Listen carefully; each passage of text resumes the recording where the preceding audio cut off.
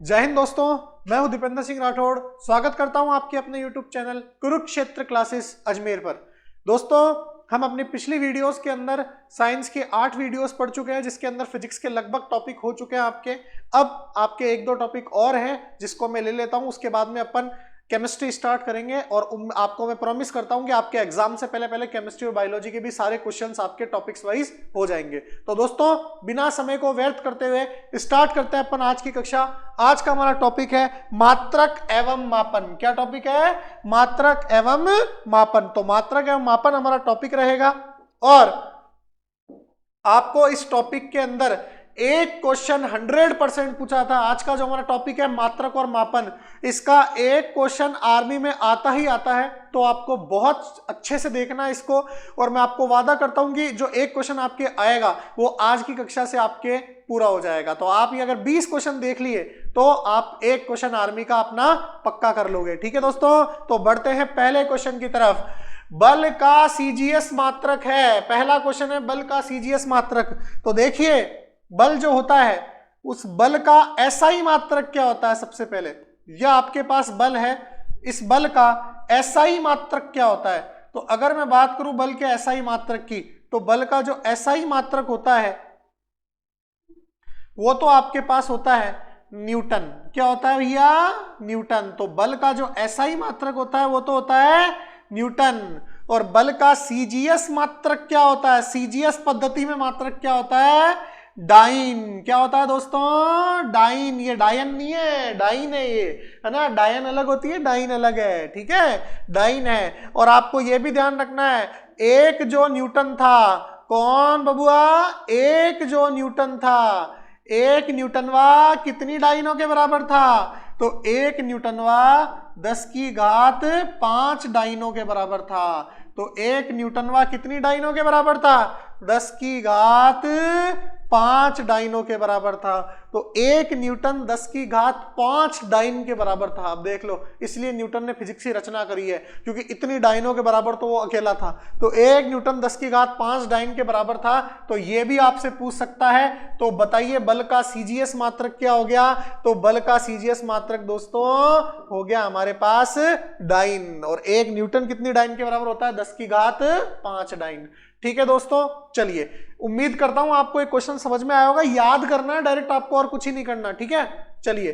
अर्घ जो होता है, अर्घ कार्य या ऊर्जा का सीजीएस मात्रक होता है। अर्घ जो आपके पास होता है वो किसका सीजीएस मात्रक है? कार्य या फिर ऊर्जा का सीजीएस मात्रक है। जूल जो है वो कार्य ऊर्जा का कैसा मात्रक है? एसआई मात्रक है। कैसा मात्रक है दोस्तों? एसआई मात्रक है।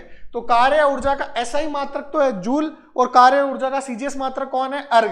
और ये न्यूटन किसका एसआई मात्रक है? बल का एसआई मात्रक है। किसका मात्रक है? बल का। तो ये आपको कहानी समझ में आनी चाहिए। ये सारा मैंने आपको एक्सप्लेन कर दिया है, अच्छे से याद रखना। उम्मीद करता हूं समझ में आया होगा। अगले क्वेश्चन की तरफ बढ़ते हैं अपन। अगला क्वेश्चन है तरंग दैर्ध्य का मात्रक है। देखिए, तरंग दैर्ध्य का मात्रक होता है एंगस्ट्रॉम। एंगस्ट्रॉम मात्रक होता है तरंग दैर्ध्य का। लेकिन ये जो मात्रक होता है ये व्यवहारिक मात्रक होता है। व्यवहारिक मतलब जिसको सामान्य जीवन में अपन काम में लेते हैं। वैसे तरंग दैर्ध्य का एसआई मात्रक क्या होगा? तरंग दैर्ध्य का एसआई मात्रक होगा मीटर, क्योंकि तरंग दैर्ध्य भी एक प्रकार की क्या होती है? दूरी ही तो होती है। अरे दो तरंगों के श्रृंगों या गर्तों के बीच की दूरी क्या कहलाती है? तरंग दैर्ध्य कहलाती है। तो दूरी ही तो होती है, और दूरी का एसआई मात्रक कितना होता है? मीटर होता है। लेकिन आपसे अगर पूछ ले तरंग दैर्ध्य का मात्रक, तो आपको मीटर ऑप्शन में हो, तो आपका आंसर क्या होगा? एंगस्ट्रॉम होगा, क्योंकि व्यवहारिक मात्रक क्या होता है जो हमेशा यूज में लेते हैं अपन, वो एंगस्ट्रॉम है। आप ये भी ध्यान में रख सकते हो, एक एंगस्ट्रॉम, ये एंगस्ट्रॉम है। एंगस्ट्रॉम को इससे दर्शाते हैं। एक एंगस्ट्रॉम 10 की घात -10 मीटर के बराबर होता है। एक एंगस्ट्रॉम कितने मीटर के बराबर होता है? 10 की घात -10 मीटर के बराबर होता है एक एंगस्ट्रॉम। तो ये एक एंगस्ट्रॉम 10 की घात -10 मीटर के बराबर होता है दोस्तों। तो बहुत ही शानदार प्रश्न है ये कि बताइए तरंग दैर्ध्य का मात्रक क्या होगा। बहुत बार पूछा जा चुका है एसएससी जीडी और कई एग्जामों में। तो आपका आंसर क्या होगा? एंगस्ट्रॉम होगा। चलिए, तो आगे बढ़ते हैं अगले क्वेश्चन की तरफ। नेक्स्ट क्वेश्चन है आपका, लेंस क्षमता का मात्रक क्या है? तो ध्यान रखना, लेंस क्षमता का जो मात्रक है, लेंस क्षमता जो होती है उसका मात्रक होता है SI मात्रक होता है मीटर इनवर्स, मीटर की घात -1, है ना, मीटर की घात -1, ध्यान से सुन लेना, मीटर इनवर्स, ये लैंग क्षमता का मात्रक होता है। और इसी को एक वैज्ञानिक है जिसका नाम है डायप्टर, उसके सम्मान में क्या कहा जाता है, डायप्टर कहा जाता है। तो ध्यान रखना, मीटर इनवर्स को ही क्या कहा जाता है, डायप्टर कहा जाता है, मीटर इनवर्स को ही डायप्टर कहा जाता है। तो इसका आंसर हो जाएगा ऑप्शन नंबर सी, डायप्टर इसका क्या हो जाएगा आंसर। तो लैंग क्षमता का मात्रक क्या हो जाएगा, डायप्टर। लेकिन डायप्टर किसको कहा गया है, मीटर इनवर्स को ही डायप्टर कहा गया है। मीटर इनवर्स SI मात्रक होता है। समझ गया दोस्तों, बहुत ही अच्छा क्वेश्चन है, कई बार एग्जाम्स में पूछा जा चुका है। आगे बढ़ते हैं अगले क्वेश्चन की तरफ। क्वेश्चन नंबर 160, प्रकाश वर्ष मात्रक है। अब देखिए ये बहुत ही कंफ्यूजन क्वेश्चन है, मैं कम से कम आपको देख लो 2 बार रिपीट कर चुका हूं, अपन जब तक फिजिक्स पढ़ चुके हैं उसके अंदर। ये प्रकाश वर्ष जो है, ये वर्ष सुनते ही आदमी बोलता है समय का मात्रक है, लेकिन ये समय का मात्रक नहीं है। वर्ष जो यहाँ पे आता है वो आप सभी यही सोचोगे यार वर्ष जहां पे आ रहा है वो समय का मात्रक है, लेकिन प्रकाश वर्ष किसका मात्रक है, प्रकाश वर्ष आपके लाइट ईयर, यानी प्रकाश वर्ष जो होता है वो लाइट ईयर किसका मात्रक है भाई लोगों, प्रकाश वर्ष आपके दूरी का मात्रक है। किसका मात्रक है दोस्तों, दूरी का मात्रक है। और ये कौन सी दूरियां मापने में काम आता है, ये बड़ी बड़ी दूरियां मापने में काम आता है। कौन सी दूरियां मापने में काम आता है, बड़ी दूरियां मापने में काम आता है प्रकाश वर्ष। तो बड़ी दूरियां जैसे पृथ्वी से सूर्य की दूरी, पृथ्वी से चंद्रमा की दूरी, ठीक है, पृथ्वी से शुक्र ग्रह की दूरी, ये बड़ी बड़ी दूरियां मापने में काम कौन सा मात्रक आता है, प्रकाश वर्ष। और एक प्रकाश वर्ष भी ध्यान रखना आपको, एक लाइट ईयर यानी एक प्रकाश वर्ष कितने मीटर के बराबर होता है दोस्तों, 9.46 इंटू 10 की घात -16 नहीं +16 मीटर। ठीक है, तो 10 की घात 16 मीटर, ये ध्यान रखना, बहुत ही इंपॉर्टेंट क्वेश्चन है और पूछा जा सकता है। प्रकाश वर्ष किसका मात्रक है, तो क्या बोलोगे, दूरी का मात्रक है। ठीक है, और दूरी का बड़ा मात्रक होता है। लेकिन अगर पूछ ले दूरी का सबसे बड़ा मात्रक कौन है, तो दूरी का सबसे बड़ा मात्रक होता है पारसेक होता है, ध्यान रखना। और एक प्रकाश वर्ष कितने में होता है, मीटर के बराबर 9.46 इंटू 10 की घात 16 मीटर। चलिए, तो उम्मीद करता हूं आपको ये बात समझ में आई होगी। आगे बढ़ते हैं अगले प्रश्न की तरफ। नेक्स्ट क्वेश्चन है आपका 161, क्वेश्चन नंबर 161। चंद्रशेखर इकाई किसका मात्रक है, चंद्रशेखर इकाई किसका मात्रक है, तो ध्यान रखना, लंबाई समय द्रव्यमान या लंबी दूरी। देखिए चंद्रशेखर भी लंबी लंबी दूरियां मापने में काम आता है। चंद्रशेखर जो इकाई है वो भी लंबी दूरियां मापने में काम आता है, पृथ्वी से सूर्य चंद्रमा इनकी दूरी। तो आंसर क्या हो जाएगा, लंबी दूरी डी। प्रकाश वर्ष हुआ, पारसेक हुआ, चंद्रशेखर हुआ, ये सारी के सारे मात्रक जो हैं ये लंबी दूरियां मापने में काम आते हैं। तो उम्मीद करता हूं आपको ये समझ में आया होगा, इसको अच्छे से करना है आपको। अगले क्वेश्चन की तरफ बढ़ते हैं। एसआई पद्धति में दाब का मात्रक है। देखिए एसआई पद्धति में दाब का क्या मात्रक होता है, दाब का मात्रक होता है पास्कल। रास्कल नहीं है, पास्कल है। पास्कल का नियम अपन पढ़ भी चुके हैं, मैंने आपको बताया था। पास्कल ने दाब के बारे में एक नियम दिया था कि आप एक जगह किसी तरल के अंदर दाब लगाओगे तो उसका असर उस तरल के सभी भागों पे पड़ेगा। उसका एक सीधा सा उदाहरण है, अगर हम एक बंद कमरे में एक गेट को खोलते हैं तो उसका असर इस कमरे में लगी खिड़कियों पे भी पड़ता है, खिड़कियों में भी आवाज आती है। तो ये किसका नियम है, पास्कल का नियम है। तो आंसर हो जाएगा आपके पास पास्कल। ठीक है दोस्तों, तो उम्मीद करता हूं आपको ये समझ में आया होगा। पास्कल बहुत याद करना, आपको इसमें ज्यादा कुछ करना नहीं है, इंपॉर्टेंट है जो एग्जाम में आ रखे हैं या आने आ सकते हैं। इलेक्ट्रॉन वोल्ट किसका मात्रक है, देखिए इलेक्ट्रॉन वोल्ट ऊर्जा का मात्रक है। किसका मात्रक है, ऊर्जा का। ऊर्जा को मापने के लिए इलेक्ट्रॉन वोल्ट पद्धति का उपयोग किया जाता है। इलेक्ट्रॉन वोल्ट ऊर्जा को नापने के लिए पद्धति है। ठीक है दोस्तों, आगे बढ़ते हैं अगले क्वेश्चन की तरफ। सीधा याद रखना है आपको। अगला क्वेश्चन है शक्ति का मात्रक है। शक्ति का मात्रक है किलोवाट, डाइन, किलोवाट, घंटा, जूल। देखिए वॉट शक्ति का एसआई मात्रक है। शक्ति का एसआई मात्रक कौन है, वॉट। ठीक है ना, शक्ति का एसआई मात्रक है वॉट। एक होता है शक्ति का व्यवहारिक मात्रक जो सामान्य अपने घरों में यूज लिया जाता है, वो कौन सा होता है, वो होता है हॉर्स पावर, एचपी। आपने सुना होगा अश्व शक्ति, और एक अश्व शक्ति, एक एचपी कितने वॉट के बराबर होती है? 746 वॉट के बराबर होती है। मैंने बताया था आपको मोटरों के पीछे खेतों में ना 40 एचपी 50 एचपी लिखा होता है, वो यही एचपी है, ठीक है। लेकिन अगर कहीं पे आपको किलोवाट दिख जाए तो किलोवाट भी शक्ति का मात्रक है। अरे किलो मतलब क्या होता है? हजार ही तो होता है। तो 1 किलोवाट में कितने वाट आ गए? 1000 वाट आ गए। कितने वाट आ गए दोस्तों? 1000 वाट। एक ये भी पूछा जा सकता है मेगावाट, ये भी शक्ति का बड़ा मात्रक है। मेगावाट मतलब भी कितना होता है? 10 की घात 6। मेगा मतलब क्या होता है? 10 की घात 6। तो मेगावाट भी शक्ति का ही मात्रक है। जिसके आगे वाट लग गया वो शक्ति का मात्रक है। तो किलोवाट आपके पास क्या आ जाएगा? आंसर। डाइन तो बल का सीजीएस मात्रक है। किलोवाट घंटा जो है वो आपके यूनिट होती है बिजली, है ना। 1 किलोवाट घंटा जो आपकी यूनिट होती है, ठीक है। तो आप ध्यान रखना। आगे चलिए अगले क्वेश्चन की तरफ बढ़ते हैं। क्वेश्चन नंबर आपके 165। एक कुंडली के स्वप्रेरण का मात्रक है। देखिए स्वप्रेरण की खोज करने वाला था हेनरी, ठीक है। हेनरी नाम के वैज्ञानिक ने स्वप्रेरण की खोज की थी, तो स्वप्रेरण का मात्रक भी किसके नाम पे रखा गया है? हेनरी के नाम पे। तो कुंडली के स्वप्रेरण का मतलब क्या होता है? मात्रक क्या होता है? हेनरी। ये आपको याद रखना है, 12th क्लास का टॉपिक आता है स्वप्रेरण उसके अंदर, लेकिन आर्मी में इससे एक बार क्वेश्चन पूछा हुआ है, इसलिए मैं लेके आया हूं ये। स्वप्रेरकत्व का मात्रक क्या होगा, या प्रेरकत्व का। इस स्वप्रेरण की जगह ये भी आ सकता है प्रेरकत्व, ध्यान रखना, प्रेरकत्व या स्वप्रेरकत्व। तो भी आंसर क्या होगा मेरे भाई लोगों? हेनरी ही होगा, ध्यान रखना। हेनरी इसका एक्यूरेट आंसर है दोस्तों। अब कई बच्चे बोलेंगे सर ये तो बहुत हार्ड क्वेश्चन है, ऐसा मात्रक तो हमने सुना ही नहीं। भाई आपको करना पड़ेगा, ये क्वेश्चन एक बार पूछ रखा है आर्मी के अंदर, इसलिए मैं लेके आया हूं आपके पास। तो आपको क्या करना है, अब सारे क्वेश्चंस को जो जो एग्जाम में आर्मी लेवल के जितने एग्जाम है उनको इकट्ठा करके उन क्वेश्चंस को पढ़ना पड़ेगा। तो उसके लिए मैं आपके पास लेके आ रहा हूं वो क्वेश्चन को, तो आप इकट्ठा करने की बजाय यहां पढ़ लो, तो आपकी मेहनत बहुत कम हो जाएगी। तो आप इनको पढ़ोगे तभी होगा, ठीक है दोस्तों। थोड़ी सी मेहनत कर लो, 17 दिन और बचे हैं, आपकी जीवन बन जाएगा, आपकी नौकरी लग जाएगी। जितनी जल्दी हो सके ना उतनी जल्दी नौकरी ले लो तो फायदा है। अपने देश का माहौल बहुत ही अच्छा चल रहा है, तो जितनी जल्दी नौकरी लोगे ना उतना फायदा है सरकारी नौकरी में, ठीक है। नहीं तो एक छोटी सी स्टोरी याद आ गई मेरे को, नहीं तो वो हो जाएगी आपके अंदर।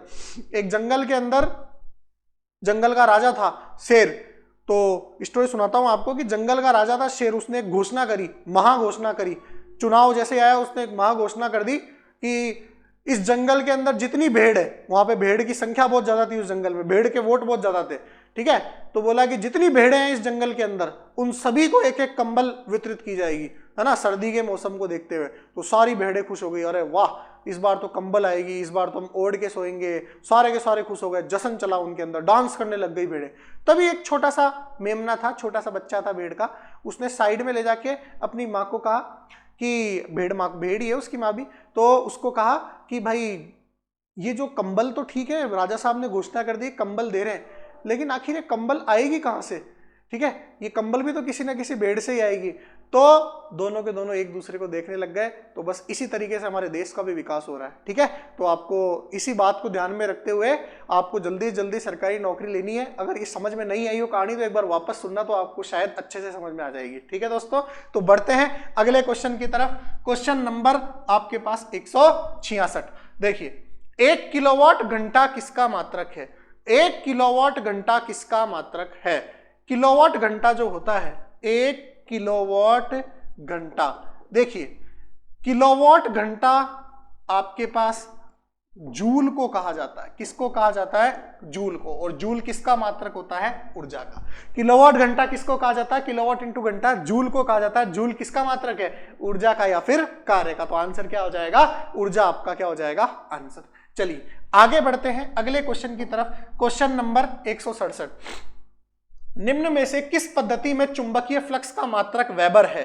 निम्न में से किस पद्धति में चुंबकीय फ्लक्स का मात्रक वेबर है? ऐसा ही पद्धति में वेबर होता है, ठीक है, वेबर ही तो होता है चुंबकीय फ्लक्स का मात्रक, ठीक है। चलिए आगे बढ़ते हैं अगले प्रश्न की तरफ।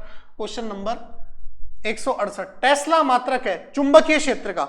चुंबकीय तीव्रता या चुंबकीय क्षेत्र एक ही बात है। चुंबकीय तीव्रता या चुंबकीय क्षेत्र आपके पास एक ही बात है। तो ध्यान रखना, चुंबकीय क्षेत्र को ही चुंबकीय क्या कहा जाता है? तीव्रता कहा जाता है। तो चुंबकीय क्षेत्र या चुंबकीय तीव्रता आपके पास आंसर हो जाएगा चुंबकीय फ्लक्स का। चलिए, चुंबकीय तीव्रता टेस्ला इसका मात्रक होता है। आगे बढ़ते हैं अगले क्वेश्चन की तरफ। क्वेश्चन नंबर 169, विशिष्ट प्रतिरोध का मात्रक है। किसका मात्रक आपसे पूछा है? विशिष्ट प्रतिरोध का। देखिए, विशिष्ट प्रतिरोध का मात्रक आपसे पूछा है, तो विशिष्ट प्रतिरोध का मात्रक क्या हो जाएगा? ध्यान से देखिएगा, R बराबर होता है रो एल अपॉन ए, रो एल अपॉन ए, ठीक है, रो एल अपॉन ए हो जाता है आपके पास। अब यहां से रो तो होता है विशिष्ट प्रतिरोध या प्रतिरोधकता, ठीक है ना, विशिष्ट प्रतिरोध या प्रतिरोधकता इसको ही कहते हैं, ठीक है। तो यहां से हो जाएगा आपके पास प्रतिरोध का तो हो जाएगा ओम, क्षेत्रफल का होता है मीटर स्क्वायर, लंबाई का होता है मीटर, तो इससे एक कट गया तो ओम इंटू मीटर हो जाएगा, और अगर मीटर नहीं है तो ओम इंटू सेंटीमीटर हो जाएगा। तो आपका आंसर क्या हो जाएगा? ऑप्शन नंबर बी, यानी ओम इंटू सेंटीमीटर। विशिष्ट प्रतिरोधकता का मात्रक यही होता है। चलिए आगे बढ़ते हैं अगले क्वेश्चन की तरफ। पारसेक मात्रक है। देखिए पारसेक, मैंने अभी भी बताया था दूरी का सबसे बड़ा मात्रक कौन होता है? पारसेक। तो दूरी का मात्रक होता है पारसेक, ठीक है, ध्यान रखना। और अगर आपको ध्यान रखना हो एक और डेटा, एक पारसेक जो होता है, एक पारसेक जो होता है वो 3.65 प्रकाश वर्ष के बराबर होता है। कितने प्रकाश वर्ष के बराबर होता है? 3.65 प्रकाश वर्ष के बराबर होता है। याद रख सकते हो, बहुत ही अच्छा क्वेश्चन है, पूछा जा सकता है। चलिए आगे बढ़ते हैं अगले क्वेश्चन की तरफ। क्यूरी एक इकाई है। क्यूरी एक इकाई है। क्यूरी किसकी इकाई होती है? तो देखिए, क्यूरी रेडियो सक्रियता की इकाई है। किसकी इकाई है क्यूरी? रेडियो सक्रियता की। मैडम क्यूरी जिसने रेडियो एक्टिविटी की क्या करी थी? खोज करी थी। रेडियो सक्रियता की खोज हेनरी बैक्यूरेल और मैडम क्यूरी ने की थी, जिनके कारण उनकी मृत्यु भी हो गई थी। उनको पता नहीं चला था कि भाई इतनी हानिकारक किरणें हैं, और उनको कैंसर बन गया था, इसलिए उनकी मृत्यु भी हो गई थी। एक फेमस कहानी है। तो ये किसकी खोज के कारण हुआ था ऐसा? रेडियो सक्रियता की खोज के कारण। चलिए आगे बढ़ते हैं अगले क्वेश्चन की तरफ। हर्ट्ज मात्रक है। ये बहुत बार क्वेश्चन पूछा जा चुका है और बहुत इजी है आर्मी के अंदर। आवर्ती का मात्रक क्या होता है? हर्ट्ज। आवर्ती का मात्रक क्या होता है? हर्ट्ज। चलिए आगे बढ़ते हैं अगले प्रश्न की तरफ। कैंडेला मात्रक है। कैंडेला ज्योति तीव्रता, या आपके पास ज्योति तीव्रता, या फिर आप बोल दो प्रकाश की तीव्रता, दोनों का मात्रक क्या होगा? कैंडेला होगा। दोनों का मात्रक क्या होगा? कैंडेला होगा। आगे बढ़ते हैं अगले क्वेश्चन की तरफ। निम्न में से कौन सा समय का मात्रक नहीं है? निम्न में से कौन सा समय का मात्रक नहीं है? माइक्रोसेकंड समय का मात्रक है, चंद्रमास समय का मात्रक है, लीप वर्ष समय का मात्रक है, पैरालैक्टिक सेकंड समय का मात्रक नहीं है। ये तीनों समय के मात्रक है, पर पैरालैक्टिक सेकंड समय का मात्रक नहीं है। चलिए आगे बढ़ते हैं अगले क्वेश्चन की तरफ। फैराडे किसका मात्रक है? फैराडे विद्युत धारिता, विद्युत धारिता या द्रव्यमान या विद्युत वाहक बल या फिर ऊर्जा। देखिए फैराड है, ये फैराडे नहीं है, फैराड। और ये फैराड जो है, ये फैराड किसका मात्रक है? विद्युत धारिता का। फैराड किसका मात्रक है? विद्युत धारिता का मात्रक है, ठीक है। फैराड विद्युत धारिता, आवेश को संग्रहित करने की क्षमता का मात्रक होता है। कौन? फैराड, है ना, विद्युत धारिता का मात्रक है ये। अगले क्वेश्चन की तरफ बढ़ते हैं। क्वेश्चन नंबर 176 आवेग का मात्रक होगा। ध्यान से देखिएगा, आवेग का फॉर्मूला क्या होता है? तो आवेग का फॉर्मूला मैंने आपको बताया था, बल इंटू समय। कुछ समय के लिए लगने वाला बल क्या कहलाता है? आवेग कहलाता है। तो Newton into second, Newton into second, है ना। अब अगर मान लो न्यूटन इंटू सेकेंड नहीं दे रखा तो इसको सॉल्व कर लो। बल का क्या होता है? बल बराबर होता है एमए, किलोग्राम इंटू मीटर प्रति सेकंड का स्क्वायर। ये बल का मात्रक होता है। और समय का क्या होता है? सेकंड। एक सेकंड से सेकंड गया तो kilogram into meter upon second. क्या किया है मैंने किया है, बल को लिखा है द्रव्यमान इंटू त्वरण। बल बराबर होता है द्रव्यमान इंटू त्वरण। द्रव्यमान का होता है किलोग्राम, त्वरण का होता है मीटर अपॉन सेकंड स्क्वायर। समय का सेकंड, सेकंड से सेकंड गया किलोग्राम इंटू मीटर प्रति सेकंड। यह आपका क्या हो जाएगा? आवेग का मात्रक हो जाएगा। आप आसानी से इसको याद करना अपने को, ताकि एग्जाम में आए तो डायरेक्ट टिक कर दे अपन, ठीक है। आगे बढ़ते हैं अगले क्वेश्चन की तरफ। क्वेश्चन आपके समाप्त हो चुके हैं। अब यही लास्ट क्वेश्चन था आपका। ये आपके जितने संभव 20 क्वेश्चन थे मैं आपके लिए लेके आया हूं। उम्मीद करता हूं आपको ये क्वेश्चन समझ में आए होंगे। समझने से ज्यादा आपको इनमें से याद करने हैं मात्रक, लेकिन ये आपको प्रॉमिस है मेरे दोस्तों कि इनमें से एक क्वेश्चन आपके 100% आर्मी के अंदर आ जाएगा, एग्जाम के अंदर आ जाएगा। तो उम्मीद करता हूं कि आपको इन क्वेश्चंस का लाभ मिलेगा और आप एग्जाम्स में इन क्वेश्चन को अच्छे से कर पाओगे। तो दोस्तों मिलते हैं अगली क्लास में एक नए टॉपिक के साथ। लेकिन आपको अगर ये वीडियो पसंद आई हो तो इसे लाइक कीजिएगा, हमारी वीडियो को शेयर कीजिएगा और चैनल को सब्सक्राइब कीजिएगा। जय हिंद।